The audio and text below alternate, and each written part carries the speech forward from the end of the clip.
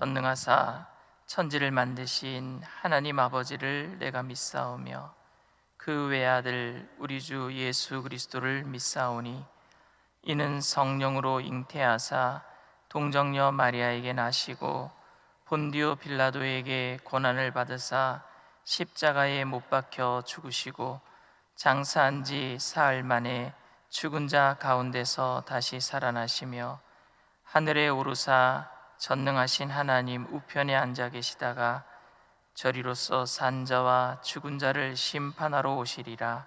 성령을 믿사오며 거룩한 공예와 성도가 서로 교통하는 것과 죄를 사하여 주시는 것과 몸이 다시 사는 것과 영원히 사는 것을 믿사옵나이다. 아멘.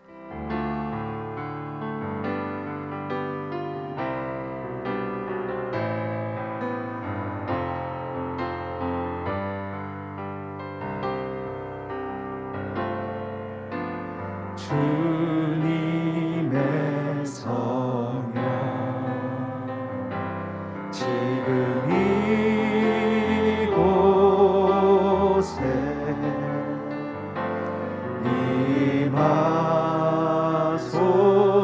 임하소서.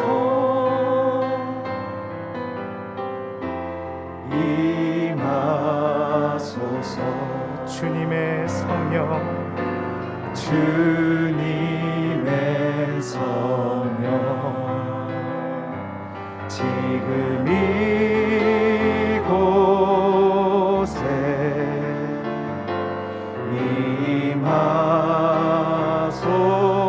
임하소서.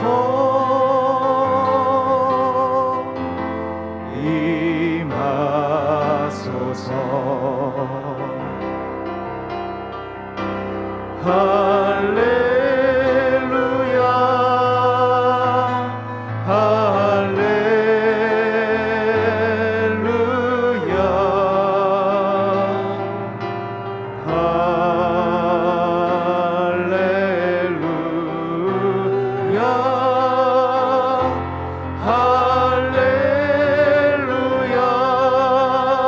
할렐루야 할렐루야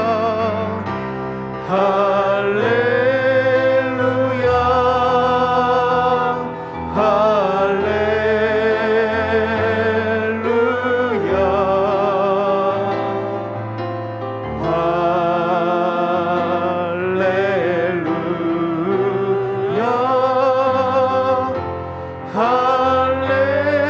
할렐루야. 주님의 성령 주님의 성령 지금 이곳에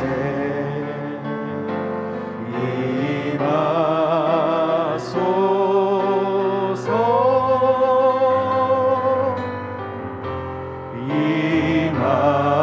임하소서. 주님의 성령 주님의 성령 지금 이곳에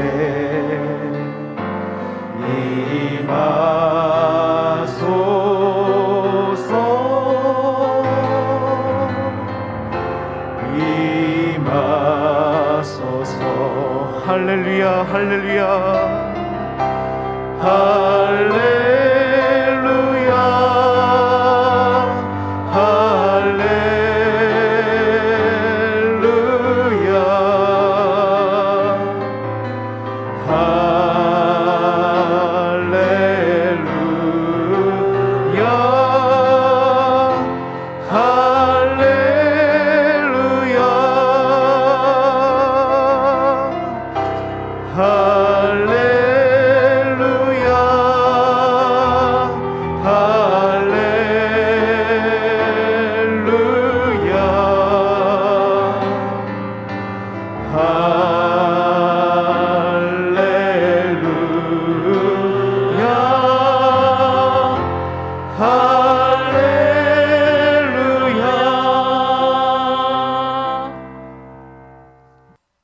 사랑과 은혜가 풍성하신 좋으신 하나님, 오늘도 우리에게 새날을 허락하시고 간밤에 은혜로 잠을 자게 하시고 기쁨으로 눈을 뜨게 하심으로 생명호흡 주셔서 성전을 사모하며 주님을 사모하는 마음으로 주님 앞에 달려나오게 하시니 감사합니다.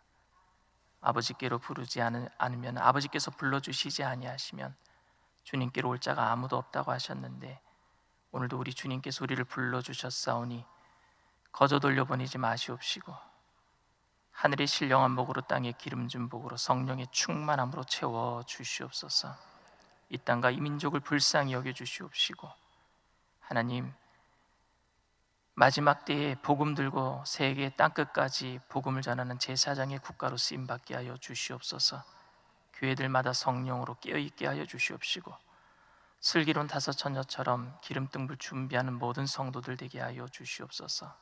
마지막 때에 복음의 문이 북한을 열고 하나님 평화적인 통일이 이루어지게 하여 주시옵시고, 그래서 하나님 하나 되는 귀한 역사를 이루어서 하나님의 살아계심을 나타내는 귀한 증거가 되게 하여 주시옵소서.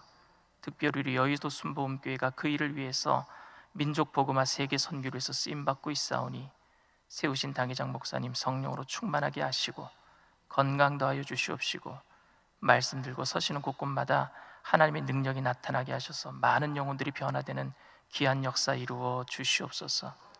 우리 교회 장로회로부터 영화부에 이르기까지 각 부서마다 성령의 기름을 부어 주시옵시고, 하나님 성령 안에서 하나 되는 귀한 역사를 통해서 교회의 힘이 하나님의 능력으로 나타나 이 땅에 하나님의 선한 능력으로 온유한 겸손한 예수 그리스도의 모습으로 나타나게 하여 주시옵소서. 오늘도 성령이 환영하고 인정하고 모셔드리고 의지합니다. 바람같이 불같이 생수같이 임재하여 주시옵소서. 오늘 온전히 주님의 말씀을 통해서 피차 은혜 나는 귀한 시간 될 줄 믿고 감사하며 예수님의 이름으로 기도드립니다. 아멘. 하나님의 말씀은 요한복음 4장 15절에서 21절까지 말씀입니다. 요한복음 4장 15절에서 21절까지 말씀, 우리 다 함께 봉독합니다. 여자가 이르되 주여 그런 물을 내게 주사 목마르지도 않고 또 여기 물 기르러 오지도 않게 하옵소서. 이르시되 가서 내 남편을 불러오라. 여자가 대답하여 이르되 나는 남편이 없나이다. 예수께서 이르시되 네가 남편이 없다는 말이 옳도다. 너에게 남편 5이 있었고 지금 있는 자도 내 남편이 아니니 내 말이 참되도다. 여자가 이르되 주여 내가 보니 선지자로소이다. 우리 조상들은 이 산에서 예배하였는데 당신들의 말은 예배할 곳이 예루살렘에 있다 하더이다. 예수께서 이르시되 여자여 내 말을 믿으라. 이 산에서도 말고 예루살렘에서도 말고 너희가 아버지께 예배할 때가 이르리라. 아멘. 말씀의 제목을 다 함께 따라해 주시길 바랍니다. 그때가 언제일지. 그때가 언제일지. 여기 있는 모든 분들은 교회에 처음 나왔을 때 기억을 다 가지고 계실 것입니다. 저는 모태신앙이기 때문에 어머니 뱃속에서부터 나왔기 때문에 그때 기억이 잘 없습니다. 처음 나왔을 때 기억이 없어요. 어떤 분들은 코 흘리는 어린 시절에 여름 성경학교 때 교회에 처음 나왔다가 교회에서 주는 선물에 눈이 어두워서 나왔다가 교회 다니기 시작한 분도 계실 것이고요. 또 성탄절에 새벽송 돌다가, 청년 때는 새벽송 돌 적이 이성 친구들을 함께 또 밤을 새거든요. 올라이트를 하잖아요. 그러니까 이성 친구 때문에 나왔다가 교회에 그렇게 등록하신 분들도 있고요. 또 어떤 분들은 결혼하고 나서 문제를 만나고 나서 교회에 나오면은 문제 해결된다라는 그 이야기를 듣고 그래서 나와서 문제 해결받고 그래서 하나님의 살아계심을 체험하고 교회에 나오신 분들도 계십니다. 교회에 나오신 분들은 저마다의 추억이 있는 것 같아요. 저도 사실은 교회에 많은 추억들이 있는데요. 근데 제가 외도를 잠깐 했을 때가 있습니다. 무슨 외도를 했느냐면 제가 74년부터 여의도 순복음교회를 나왔거든요. 그전에는 장로교회 다니다가 74년도에 여의도 순복음교회가 세워지고 서대문에서 여기 성전으로 옮겨졌을 때 저희 가족이 다 이제 여의도 순복음교회로 나오기 시작했는데 제가 고등학교 때 잠깐 장로교회를 나갔습니다. 왜냐하면은 제가 전도했던 친구들이 있었거든요. 한 5명 정도 됐습니다. 근데 그 친구들을 데리고 여의도로 가려고 하니까 교구버스를 타고 여의도까지 오는 걸 아이들이 못 견뎌하더라고요. 공부도 해야 되고, 그리고 왔다 갔다 시간이 한두 시간 더 이상 걸리고 하니까 그 아이들을 데리고 동네 저희 집 앞에 있는 교회를 나갔어요. 그 집 앞에 있는 교회가 무슨 교회냐면요, 명성교회였어요. 당시 명성교회, 저희 집 앞에 건물을 세웠거든요. 그런데 그때 고등부를 그 명성교회를 다니면서 한 1년 정도 아이들과 함께 다니면서 그때 있었던 추억이 있습니다. 그 아이들과 중창단을 만들어서, 그래서 그때 당시에 명성교회가 약 1000여 명 정도밖에 성도가 되지 않았습니다. 86년도였었으니까요. 1000여 명 정도밖에 되지 않았고, 고등부는 중고등부 다 합쳐서 한 100여 명 정도밖에 되지 않았습니다. 근데 중창단을 만들어서 찬양 활동을 하니까 김삼환 목사님이 굉장히 좋아하셨어요. 그래서 설날에 당신 집에 불러서 세배도 하라고 그러고 제가 세뱃돈도 받고 그랬던 기억이 있습니다. 이런 기억들이 교회 다니면서 청년의 때에 있는 사람들도 있을 것이고, 어른에 대해서 다니신 분들은 또 어른의 때 어떤 저보다 또 다른 기억들도 다 있을 거라고 생각합니다. 그런데 제가 교회를 다니면서 고등학교 2학년 86년도에 성령 체험을 했거든요. 근데 성령 체험을 한 이후에 진지하게 복음에 대해서 생각하기 시작했어요. 그전에는 재미로 다녔어요. 모태신앙이지만 친구들 때문에 다니기도 했고, 또 친구들 전도해서 그 아이들과 다니는 재미 때문에 다니기도 했지만, 고등학교 2학년 때 성령 체험을 한 다음부터는요, 이제는 복음에 대해서 내가 좀 진지하게 예배 때문에, 말씀 때문에 다니기 시작했던 것 같습니다. 그리고 나서 신학교에 들어가고 신학교를 졸업하고 지금 목회자가 되기까지. 그런데 지금도 제가 복음에 대해서 진지하게 생각하고는 있지만, 복음에 대해서 진지하게 생각했던 첫 시작은 고등학교 2학년 때 성령 충만 사건이었습니다. 그 전까지는 은혜도 잘 몰랐고 복음에 대해서도 제가 잘 몰랐던 것 같아요. 그렇다고 지금도 제가 복음에 대해서 다 알고 있다, 은혜에 대해서 다 알고 있다, 그렇게 자만할 수 있는 상황도 아닙니다. 그러나 시작은 성령 충만 사건, 고등학교 2학년 때부터 출발한 거라고 저는 그렇게 믿고 있습니다. 오늘 14절 말씀에 이런 얘기를 합니다. 내가 주는 물을 마시는 자는 영원히 목마르지 아니하리니 내가 주는 물은 그 속에서 영생하도록 솟아나는 샘물이 되리라 그랬어요. 오늘 본문에 예수님께서는 여자가 좀 못 알아듣는 복음의 본질에 대한 말씀을 하고 계세요. 그러나 여인은 이 말뜻을 잘 못 알아듣기 때문에 비아냥 그러듯이 그런 물 있으면 저에게 좀 주세요 라고 얘기합니다. 그런 물 있으면은 물 길러 나오지 않도록 저에게 좀 주세요. 여인의 문제는 뭐냐? 아직까지 세속적인 것에 붙잡혀 있다라는 거예요. 지금 예수님은 복음의 본질, 생명을 살리는 것에 대한 이야기를 하고 있는데, 여인은 아직도 세속적으로 그런 물 있으면 창피하게 물 길러 나오지 않도록 나에게 좀 달라, 이런 얘기를 합니다. 그때에 예수님께서는 15절에 이렇게 말씀하십니다. 여자가 이르되 주여 그런 물을 내게 주사 목마르지도 않고 또 여기 물 기르러 오지도 않게 하옵소서라고 하는 그 말에 16절에 이렇게 얘기합니다. 가서 내 남편을 불러오라. 남자가 이야기하고 있는데, 그것도 하나님의 아들이신 메시아가 이야기하고 있는데, 내 말을 장난으로 알아들어 그런 물 있으면 좀 달라고. 여러분, 남자는 조금 이성적이고요, 여자는 조금 정서적이라고 합니다. 감정적이라고 합니다. 예수님이 이성적으로 지금 복음에 대해서 이야기하고 있는데 그것을 못 알아듣는 여자가 감정적으로 자기는 삶 속에서 너무너무 힘들고 지쳐 있으니까 그런 물 있으면 좀 달라고 얘기하는 것, 그렇게 말도 통하지 않는 여자랑 이야기하고 있는 것이, 예수님은 너무너무 답답해서 너랑은 말 안 통하니까 네 남편 데리고 와라, 이렇게 말씀하신 것입니까? 남자는 남자랑 말이 통하니까 네 남편 데리고 와라, 예수님이 그런 의미로 말씀하셨겠어요? 예수님은 왜 남편을 데리고 오라고 하셨을까요? 남편도 함께 여인과 함께 예수님을 믿어야 될, 구원을 받아야 될 대상이라고 생각해서 예수님은 남편을 데리고 오라고 하셨을까요? 아니면은 사마리아에는요 토속신이 5개가 있다고 합니다. 그러니까 남편이 5이 있다라는 것은 여인이 섬기고 있는 그 사마리아의 혼합 토속신 5을 예수님 앞에 무너뜨려야 되기 때문에 그 남편 5을 데리고 오라고 하는 그런 의미겠습니까?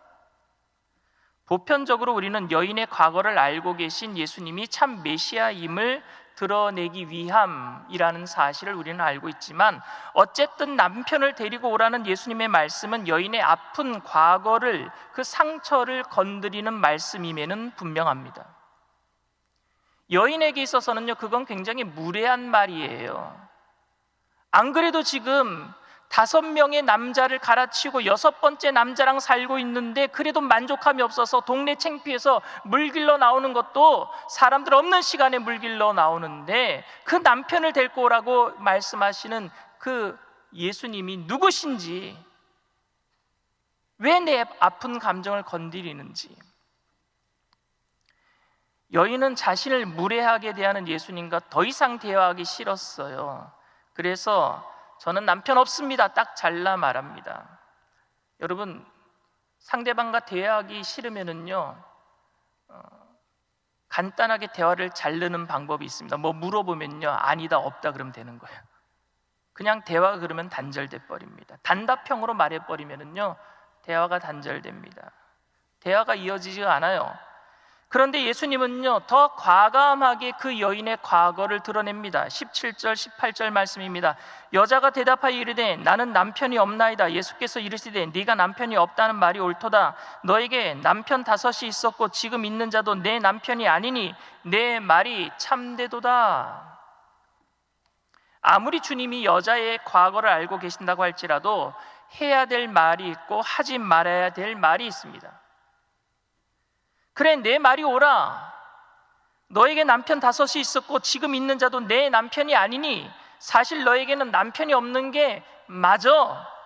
이 말을 들으면은요 심각하게 확인사살하는 것처럼 들려요. 여인의 아픔을 더 꼬집어서 죽은 사람 한번 총으로 더 쏴 죽이는 것처럼 확인사살하는 것처럼 들린단 말입니다. 그래, 맞아, 네 말이 맞아. 남편 없는 게 맞아. 왜 예수님은 이렇게 말씀하셨을까요? 그저 여자가 자신의 죄를 깨닫고 죄인으로서 예수님 앞에 겸손하게 나오기를 바라는 마음에서일까요? 만약 예수님께서 그렇게 의도하셨다면 이 여인은요 예수님 발 앞에 엎드려서 주님, 저는 죄인입니다, 나를 떠나소서, 이렇게 얘기했어야 될 거예요. 그런데 여인의 반응이 웃깁니다. 나는 죄인입니다, 나를 떠나소서, 이렇게 얘기하지 아니하고 당신은 선지자군요, 이렇게 얘기합니다. 예수님의 대화는 여인 자신을 바라보게 만드는 의도의 대화가 아니라 예수님이 누구신가를 바라보게 만드는 대화였어요. 여인이 자신이 죄인인 것을 바라보게 만드는 질문이 아니라 예수님이 누구신지에 대한 그것을 알게 하는 질문과 대화였단 말입니다. 그래서 예수님에 대한 관심이 생기기 시작했어요. 이것 때문에. 비로소 여인은 대화의 소재를 찾게 되었고 대화의 단절로 끝나버릴 수 있었던 오늘 이야기의 대화의 불씨가 다시 살아났습니다. 그래서 여인은 선지자라고 생각한 주님께 예배에 대해서 묻기 시작합니다. 이제 대화가 좀 바뀌어버렸죠. 우리는 교회는요 사람들을 죄인이라고 지적하는 곳이 되면 안 되고 예수님이 누구신가를 바라보게 만드는 곳이 교회가 되어야 될 줄 믿습니다. 죄인인 것을 지적해서는요 사람이 변화될 수가 없어요. 예수님이 누구신가를 바라보게 해야지만 죄의 문제를 해결하시는 메시아이심을, 나의 모든 삶의 문제를 해결하실 구주이심을 바라보게 만들어야지 변화가 될 줄 믿습니다. 예수님은 지금 예수님이 누구신가를 여인에게 바라보게 만들었단 말입니다. 여인은 이제 예배에 대해서 관심을 보이기 시작합니다. 19절 말씀이에요. 여자가 이르되 주여 내가 보니 선지자로소이다. 우리 조상들은 이 산에서 예배하였는데 당신들의 말은 예배할 곳이 예루살렘에 있다 하더이다 그랬어요. 이스라엘 백성들이 출애굽한 이후에 예배드리는 장소에 대한 의견이 굉장히 분분했어요. 왜? 어디서 예배를 드리느냐에 따라서 정통성이 있었거든요. 그 사람들이 생각할 적에 이단이다 정통이다가 예배 장소에 따라서 정해졌단 말입니다. 사마리아 땅에 살고 있었던 유대인들은요, 원래 이 사람들이 사마리아 사람들이 유대인들이에요. 그런데 아수르가 쳐들어와서 민족 동화 정책을 썼어요. 그게 뭐냐면 서로 간에 피를 섞어버리는 거예요. 그래서 자기 나라 사람 만들어버리려고. 그래서 피가 섞인 유대인들이 사마리아 사람들이에요. 아수르 사람들이랑. 그러니 정통 유대인들은 그 사람들은 피가 섞였기 때문에 유대인이 아니다, 개라고 생각한 거예요. 피가 섞였기 때문에. 그럼에도 불구하고 사마리아 땅에 살았던 유대인들은요, 피가 섞였음에도 불구하고 예배 장소에 대한 정통성은 자기네들에게 있다라고 생각한 거예요. 그게 그리심산이 자기네 땅에 있었거든요. 옛날에 모세가 이스라엘 백성들을 반으로 나눠서 하나는 에발산에, 하나는 그리심산에 반으로 나눠서, 그리고 그리심산 쪽에다가 축복을 하고 에발산 쪽에서는 저주를 했잖아요. 그래서 그리심산에서 예배를 드리는 것이 정통성 있는 예배라고 생각을 했어요. 그런데 유대인들은 자기네들이 성전을 지었잖아요. 예루살렘에다가. 솔로몬 성전을 지었지만 무너지고 나서 스룹바벨 성전을 지었고, 스룹바벨 성전도 더러워지고 나서 나중에 헤롯이 유대인들에게 인기를 얻기 위해서 성전을 더 크게 지어준, 그게 헤롯 성전이에요. 그러니까 자기네들은 예루살렘 성전에서 예배를 드리는 것이 정통성이 있다고 생각했습니다. 이런 논쟁은 당시 이스라엘 모든 사람들이 궁금해했던 질문입니다. 어디에서 예배를 드리느냐? 여인은 예수님을 만나고 갑자기 이런 예배에 궁금한 사항을 질문한 것 아니겠습니까? 여인은 우선 육신의 목마름을 해결하기 위해 우물가로 나왔고요, 그 우물가에서 이상한 유대 남자를 만나서 대화 같지 않은 대화를 하다가 비로소 예배에 관심을 갖기 시작하게 된 것입니다. 저는 비행기를 타면은요, 옆에 있는 사람과 거의 말을 안 합니다. 책을 보든지, 그리고 장거리 비행을 많이 하기 때문에 잠을 청하든지 하는 편입니다.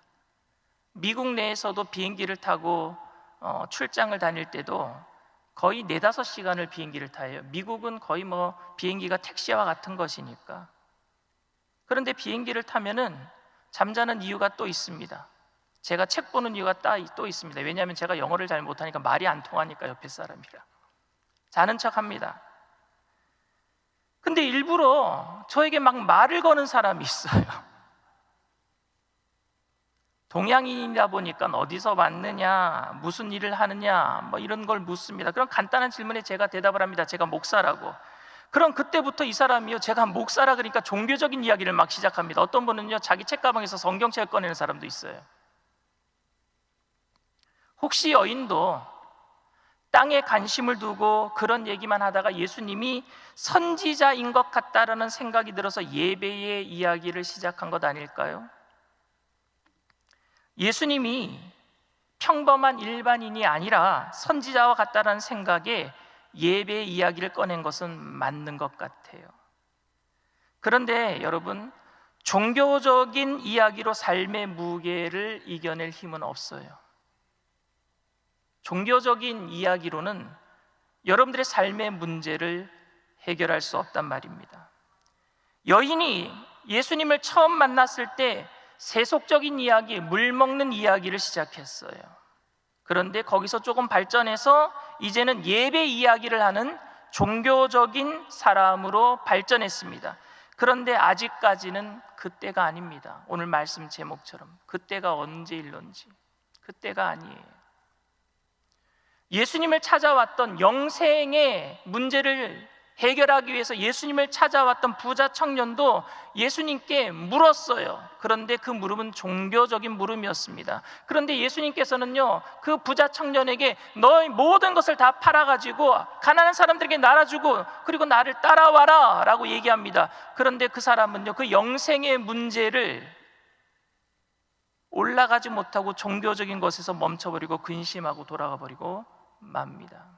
영생의 가치가, 주님의 질문은 영생의 가치가 네가 가지고 있는 전 재산보다 더 소중한데 너 그거 영생을 위해서 포기할 수 있니? 라고 물어봤는데, 그 영생의 가치를 깨닫지 못한 그 부자 청년은 종교적인 것, 자기가 지금 말씀 잘 지키고 율법대로 사는 것으로 만족하고 예수님의 그 질문에 근심하고 그냥 돌아가 버렸잖아요.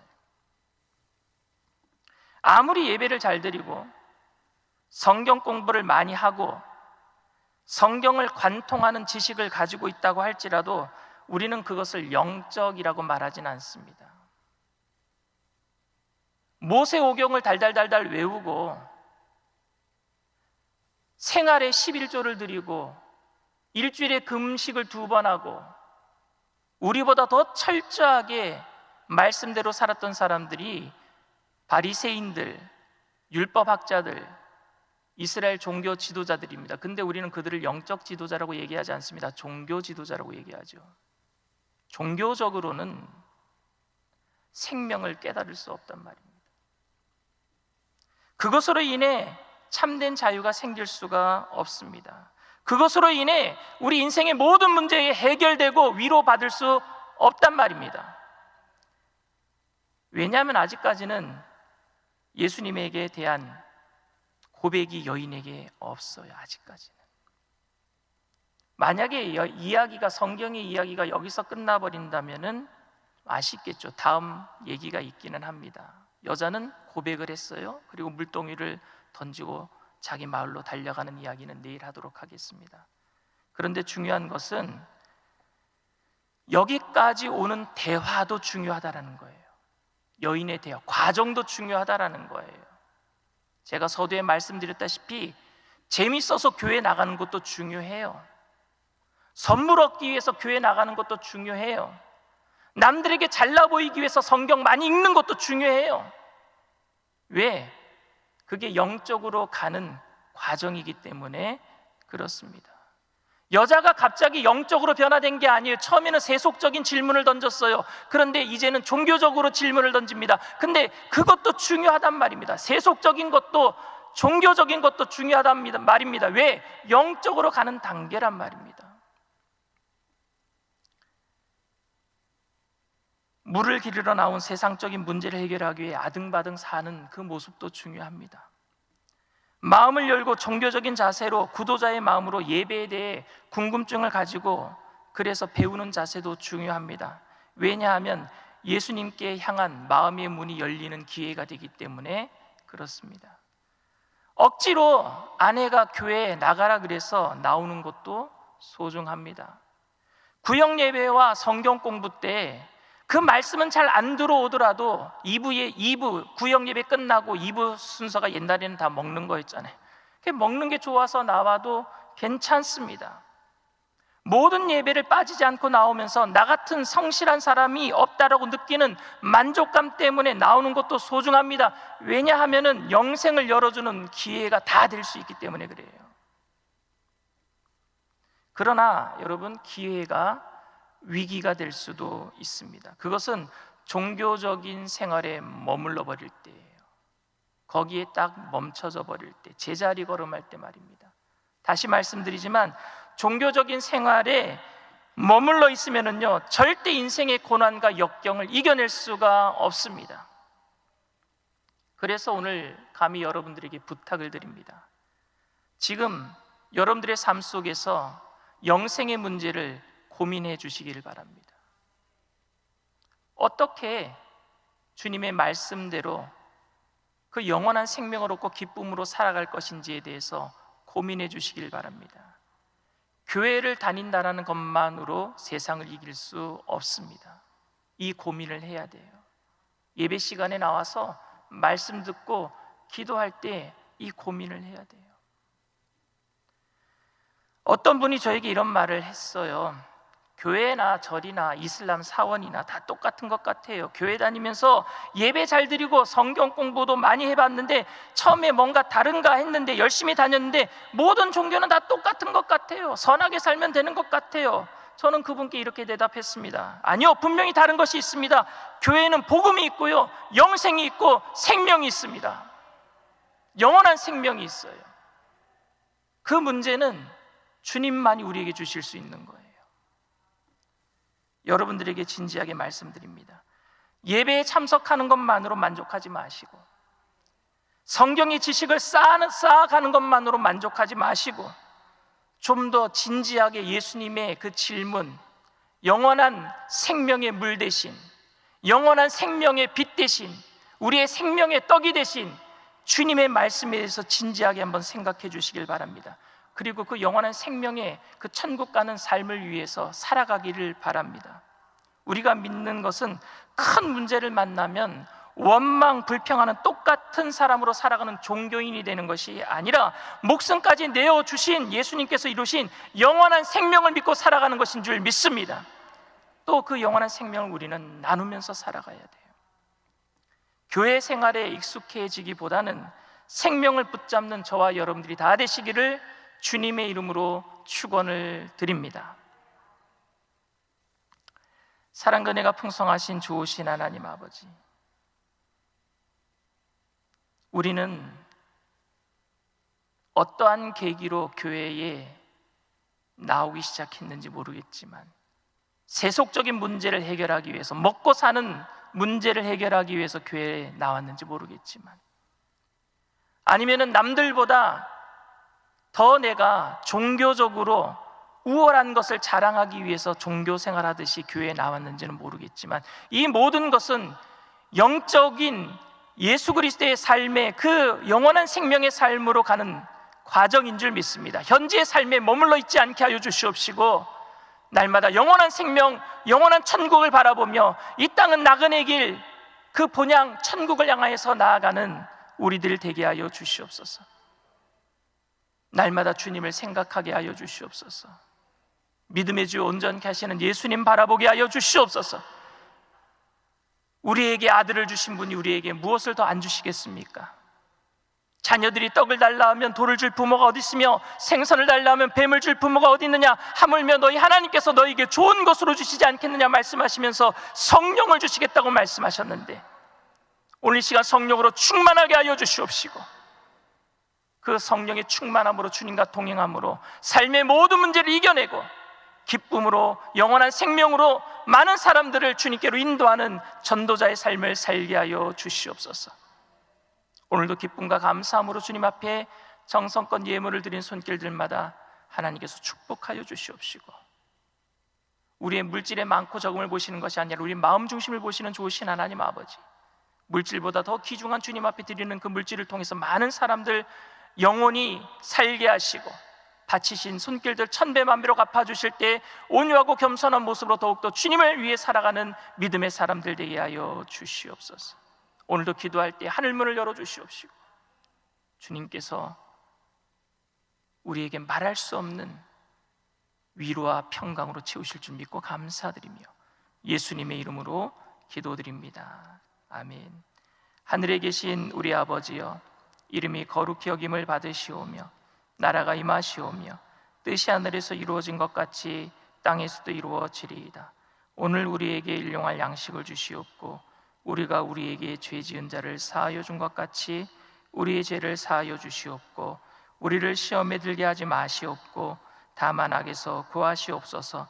나라와 권세와 영광이 아버지께 영원히 있사옵나이다. 아멘. 할렐루야.